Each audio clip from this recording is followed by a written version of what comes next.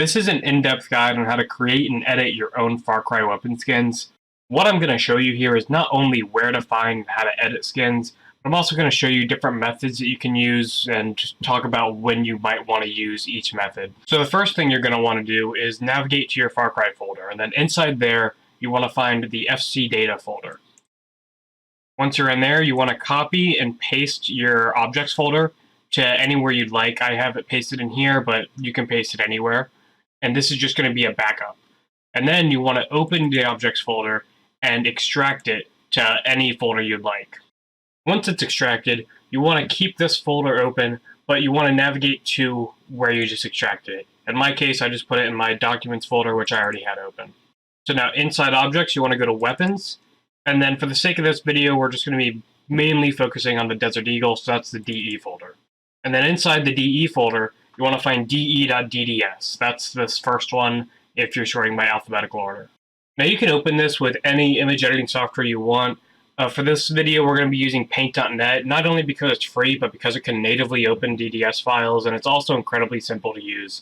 When you use another editing software, such as Photoshop, you're going to need an external plugin. But before we open it, we're going to right-click it and open Properties, and uncheck Read Only.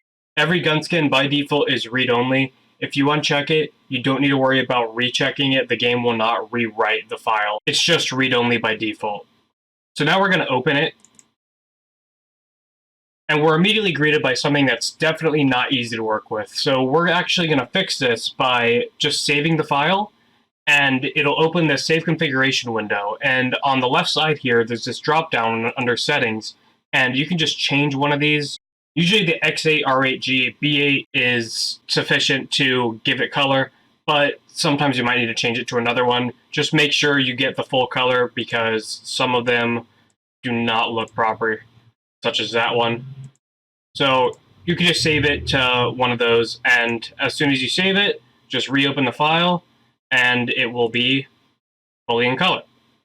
Now from here, you can just paint onto the skin and use that in the game. However, we're actually going to go a little more in depth, and we're going to actually keep all the detail and make it look as good as we possibly can.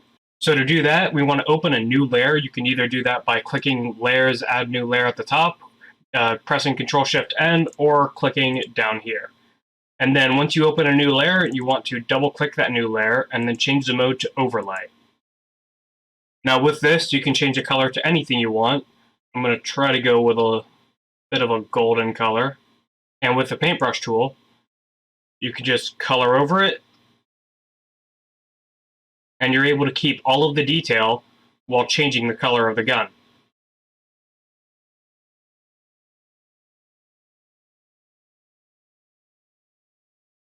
I'm going to try my best to not color over the handle, but I'm not going to try too hard because I'm not keeping this.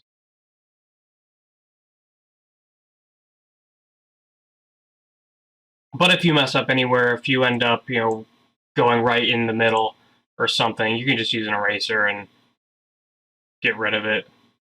And it's not going to erase any of the background file because, again, we're on a different layer. But let's say this is what you liked, this is what you wanted, so you want to save it. All you have to do is click Save, and it's going to want to save as a Paint.net file. What you want to do is go down to the bottom, change it to DDS, save it. Now at this window, I like to change the settings back to A8, R8, G8, B8. I think I say back, but I think for you by default it'll be DXT1.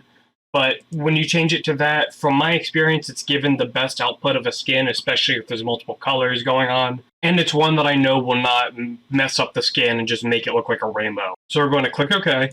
And then it's going to want us to flatten the image. This is because a DDS file can only be a single layer. And if the skin is to your liking, you just want to click Flatten, and then it'll save. If you want to change it afterward, as long as you keep this file open, you can just hit Control-Z and it'll unflatten, and you can work on it again from there. But now that we have it saved, we want to go to the Objects folder, which we kept open. This is the one that's in the FC Data folder. And then we want to navigate to the same place where we found de.dds. And then you just want to drag and drop.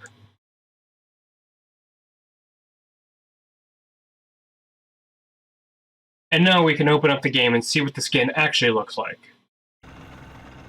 So I just opened Fort Statistics mode because I knew it would have a Desert Eagle and I don't have to worry about any cutscenes or any enemies in the starting area.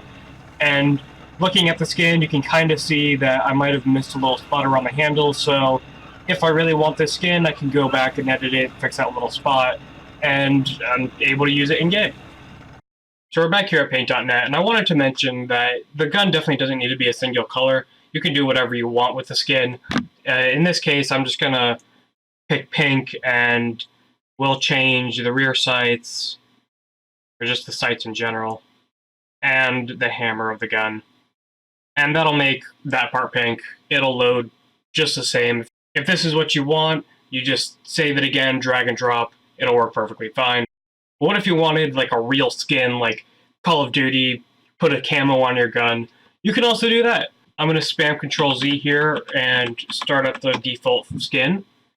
And then I'm just going to look here at this woodland camo that I just searched on Google and copy it. Paste it into the file, and it's going to ask if we want to change the canvas size. You want to keep the canvas size. That's extremely important. And it will put it right on layer 2. And notice that it actually changed the layer mode again, but put it on overlay, and you are now able to move it around. Maybe you want a different spot. You can resize this if you want it to be a different size.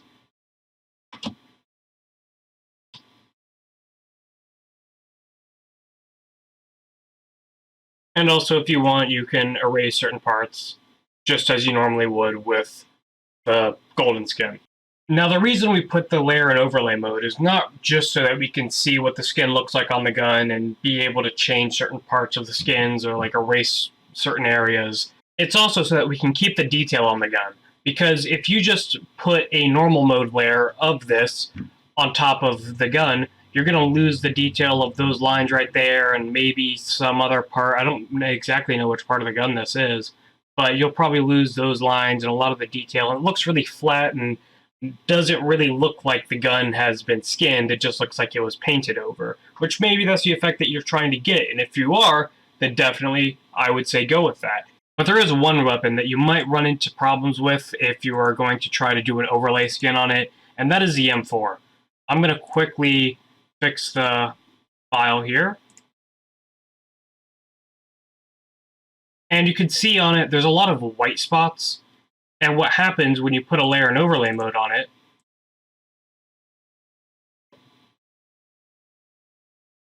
is the gun actually keeps the white on it.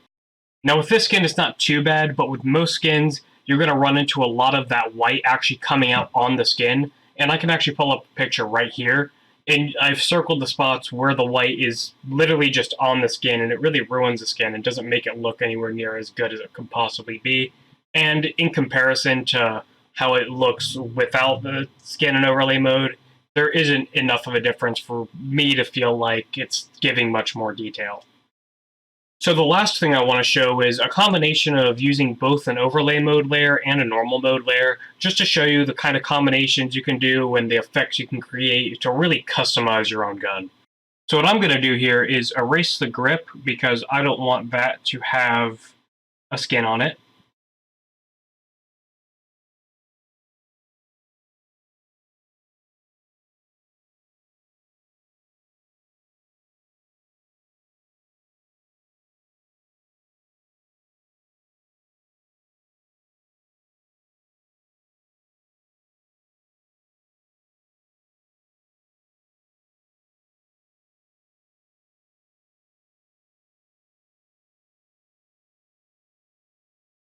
So that's about as perfect as I can make it. And now I'm going to create another layer, and I'm going to keep this one in normal mode. I'm going to make sure it is. And I'm going to make it look like something was painted onto the gun. So I'm just going to switch to normal white.